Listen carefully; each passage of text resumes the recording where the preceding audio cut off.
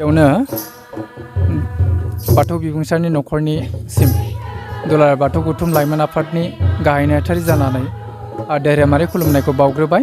लोगोसे बे बाथौ बिबुंसारनि बिजोंनि गेजेरजोंनो दुलाराय बुहुमाव थानाय गासै सुबुं माहारिनिसिम जोंनि गाहाम हामलायनायखौ बावग्रोबाय। बे बुब्लियाव दुलाराय बाथौ गौथुम लाइमोन आफादनि जानानै आङो फंनैसो बाथ्राखौ बुंनो सानदों। दुलाराय बाथौ गौथुम लाइमोन आफादा जोङो 17 जुलाइ 2022 खालार खालि मोनसे मावफुं मेलनि गेजेरजों सावरायनानै जोङो थि थांखि लानाय जादोंमोन। बे थांखिनि गेजेरजों जोङो मोनसे मोन्थोर फोसावनाय जादोंमोन। बे मोन्थोरा जाहैबाय फोसाब सोलों आरो जौगाखां। आरो बे थांखिखौ लानानैनो जोङो दुलाराय बुहुमनि गेजेराव जोङो लाइमोन आफादा धोरोम फोसावनाय फेहेरनायनि बिथिंखौ नोजोर होनानै जोङो हाबा मावबोनाय जादों। आरो दिनै थिग बेबायदियैनो क'क्राझार जिल्लानि बेन्दोङाव थानाय नैबे नौनोगोर सिखनाजार बियाबनि गोथार बाथौ थानसालियाव जोङो सफैनो हादों। बावहाय लोगोसे जोंजों लाइमोन आफादनि मानाव गेदेर दैदेनगिरि बिथांमोना दंफैयो। आरो बे बुब्लियाव जोङो खुब गोजोननाय मोन्दों। दुलाराय बाथौ गौथुमनि जि खान्थि नियम निथि आसार बे बिथिंखौ गोबाथाबनानै बा मोनसे बर' माहारियारि बाथौ धोरोमखौ गोबाथाबनानै नैबे ओनसोलाव थानाय बा बे नौनोगोर सिखनाजार बियाबनि बेन्दोङाव थानाय बे मोनसे जाहारबारि हाग्राबारियाव अरनबारि एवस्रांनानै दानस्रांनानै खुब खस्थ'नि गेजेरजों रायजो जानाय बाथौ सिबियारिफ्रा जोंनि धोरोमखौ आथिखालाव नैबे बुब्लिसिमबो गोबाथाबनानै खुब मोनसे मोजाङै दैदेनबोबाय थादों। खुब गोजोननाय मोनफैदों। बिथांमोननि आर'ज खन्नाय बिथांमोननि आदर्शफोरखौ जोङो नुनानै खुब गोजोननाय मोन्दों।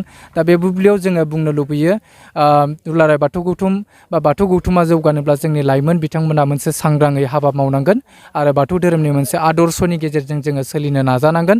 बे बुब्लिखिनियाव आङो बेखिनिखौनो बुंबाय। गोजोन्थों। दुलाराय बाथौ गौथुम लाइमोन आफादनि क'क्राझार जिल्ला दावबायफैनाय हाबाफारियाव क'क्राझार जिल्लानि दुलाराय बाथौ गौथुमनि सिङाव थानाय नौनोगोर सिखनाजार बियाबनि हालामाव नुजाफैनायनि थाखाय एबा बे बियाबनि सिबिसालियाव नुजाफैनायनि थाखाय दुलाराय बाथौ गौथुमनि लाइमोन आफाद दावबायनाय आरो जिल्लानि दैदेनगिरिफ्रा बे जोंनि बियाबनि सिबिसालियाव बे हाबाफारिखौ लानायनि जुनै नौनोगोर सिखनाजार बियाबनि गासै रायजो राजानिफ्राय आंनि हामलायनाय आरो गोसो गोरबोनिफ्राय साबायखर बावग्रोबाय।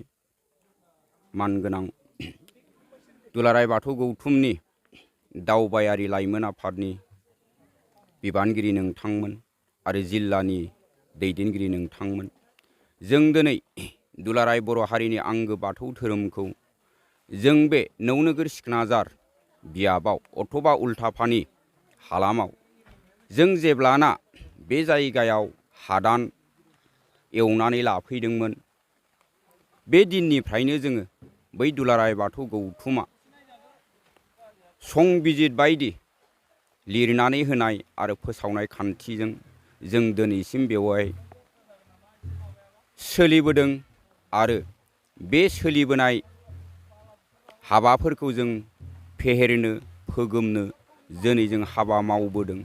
आरो जोङो दुलाराय बाथौ गौथुमनि आसार खान्थि सानथौ थाथौ आरो